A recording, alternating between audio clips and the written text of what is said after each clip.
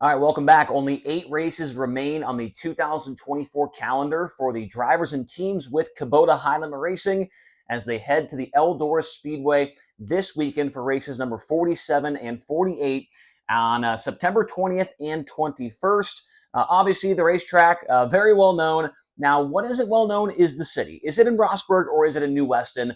I'm going to put Rossburg, Ohio. Obviously, the big half mile there, the house that Earl built, one of the most, if not the most recognizable dirt track in the entire world.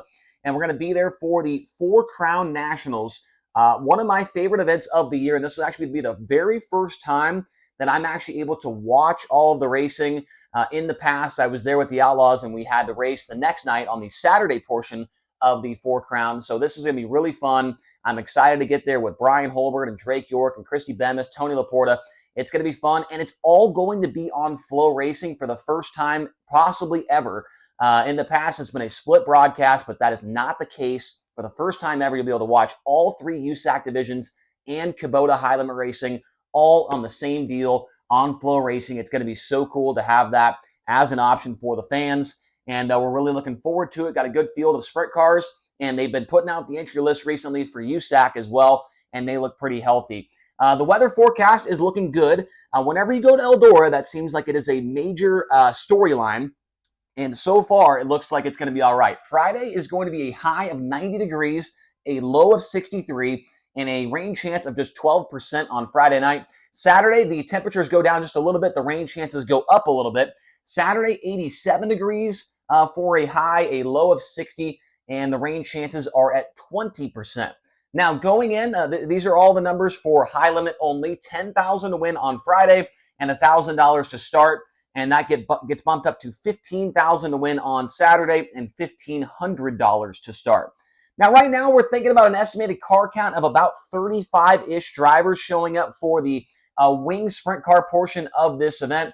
There are a lot of Ohio races going on. There's actually 3 different racetracks racing against this event coming up this weekend. So we are going to lose a couple of the Ohio locals that we were kind of hoping to see, but obviously there's some other racing going on in this state.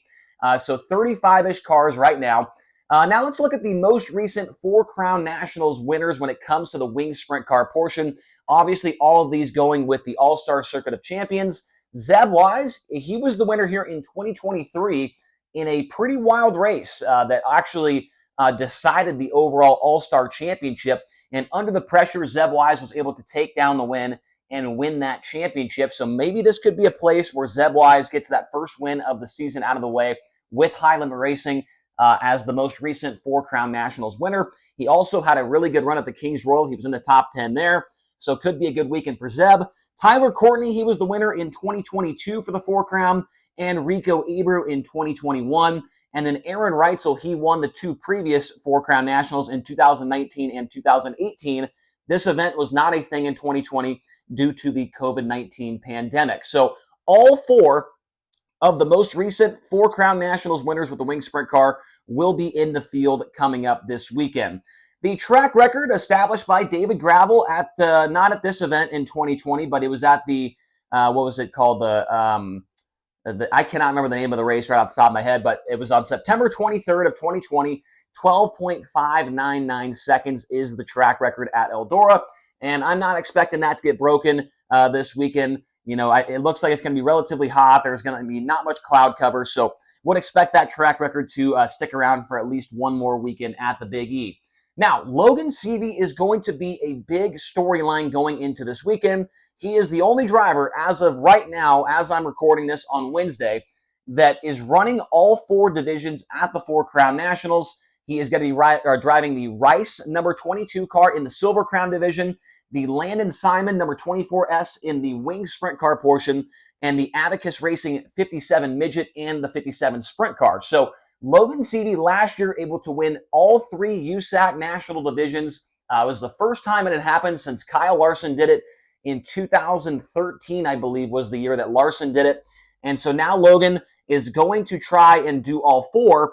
Now, I think he has a fantastic shot in all 3 USAC divisions. That Landon Simon car is still trying to get their foot, in the door with wing sprint cars. They've ran a little bit this year with a couple of different drivers. A couple times with high limit as well at Kokomo Speedway earlier this year. And Logan, still doesn't have a ton of Wing 410 sprint car experience, but in the past at Eldora, he did make the dash with the Outlaws. That was driving the McGee Motorsports 11 car a couple years ago. And then last year in that Simon 24, or actually, was it the Simon 24?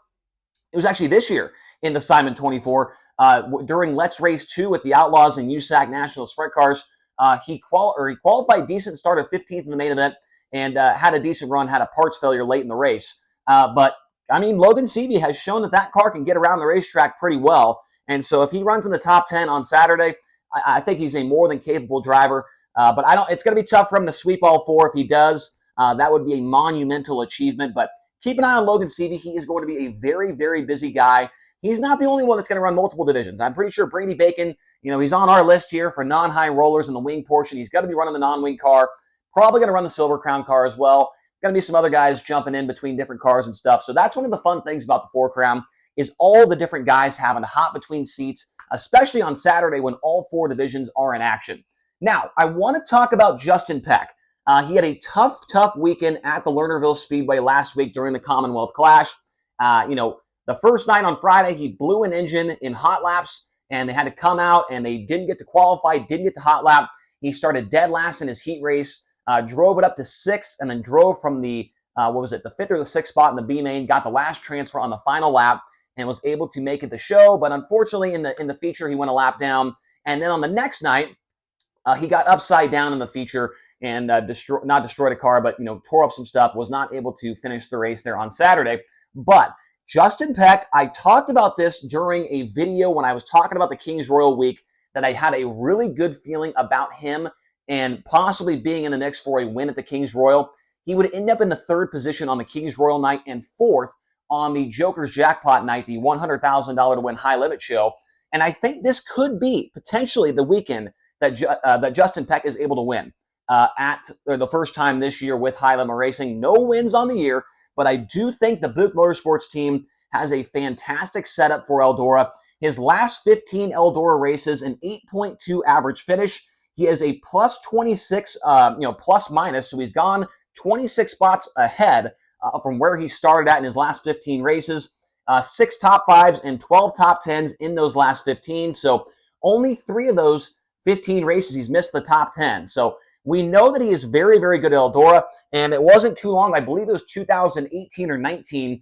He started on the front row of the 4 Crown, led a lap or 2, and then looking at his last 4 finishes at Eldora during the week of the Kings Royal and the Joker's Jackpot, he ran 4th on his prelim night with high limit.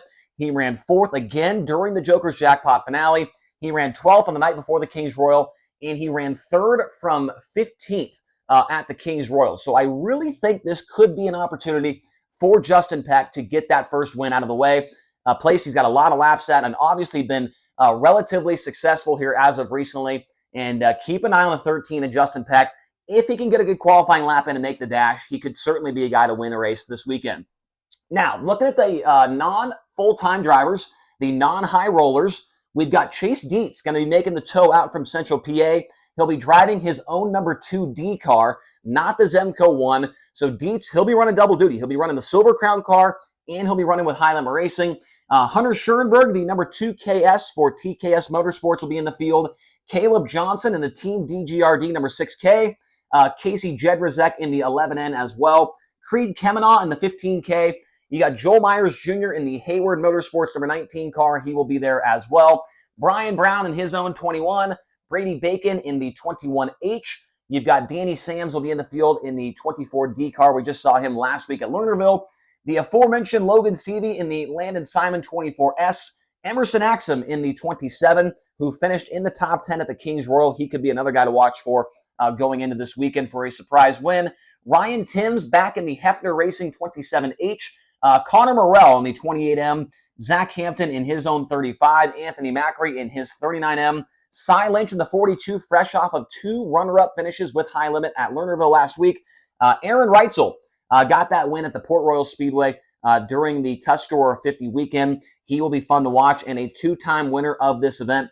And then Skylar G in the 99, he will be there as well. So a pretty solid field of non-high rollers We're expecting about 35 cars with these drivers on the board. That is 34. So I would say we'll get over 35 cars going into the weekend. But those are a couple of storylines, especially between CV and Peck. Those two guys will be having a lot of eyes on them, at least in my opinion, going into this weekend. But it's going to be a whole lot of fun, man. I'm excited to, watch all four divisions on Saturday. Who knows? I don't know if Brian Holbert is going to join me on the call for High Limit or if I'll join him on the call for the USAC stuff. I have no idea. We'll wait and see how that all shakes out. But either way, it's going to be a whole lot of fun. I used to be big into USAC. I used to announce USAC on the West Coast. And so I am a big fan of this type of racing, especially at Eldora. They put on such a good show there. Any type of car puts on a show at Eldora. So looking forward to seeing some guys bang the wall down. And hopefully you guys will watch on Flow Racing, all four divisions live on Flow. Thank you so much for watching. If you're watching on Flow, we appreciate your support. And if you're watching on YouTube, make sure to comment down below. Are you guys going to be there? I think you should be because, in my opinion, this is one of the best tickets in all of motorsports. Four divisions in the same night.